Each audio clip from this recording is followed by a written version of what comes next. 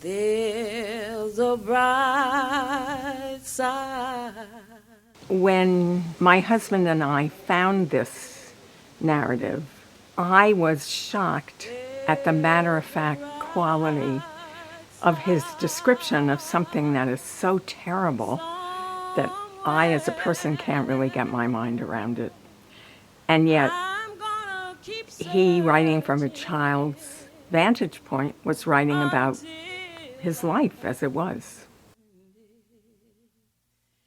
We don't know much, I think. I believe that he wrote it as a money-making proposition at a moment in time when he was elderly and without money.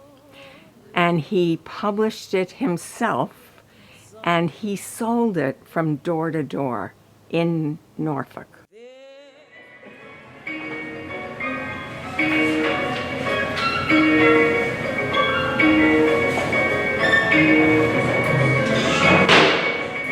At last we got through the woods on the top of what's called Burr Mountain. We could look down at low grounds and see logs that were laid for the road across the meadow.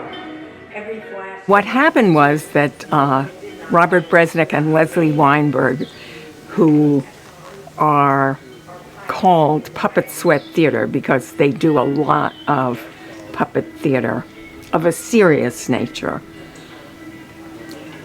we gave them the James Morris autobiography and said to them, this would be a great thing to make a puppet show out of, and they were totally inspired by the first half, which describes how James and his family run away from North Canaan to Norfolk when the preacher and his wife decide that they're going to take them south. The North is bad enough for a slave, but the South is terrible, terrible. And so they literally ran away to Norfolk, and they were hidden in something like 10 households in Norfolk. And the story really ends when the impasse is resolved, because the minister says he'll give the adults their freedom, but he must have the boys and sell them. And he sells James. And when James is 8 years old, he has to go by himself to the house of Mr. Munger, who will be his master until he's 25.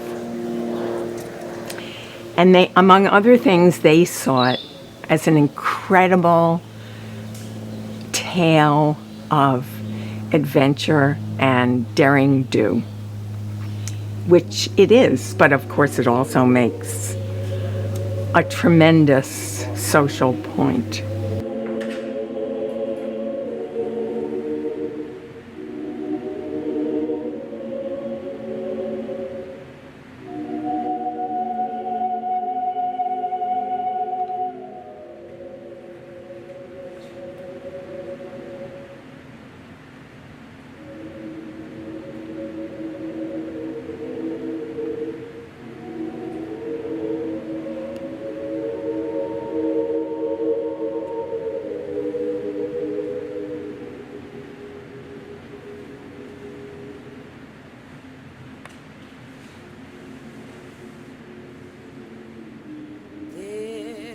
The bright side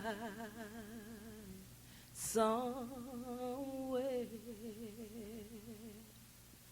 There's a bright side somewhere. I'm gonna keep searching until I find it. There's a bright side somewhere.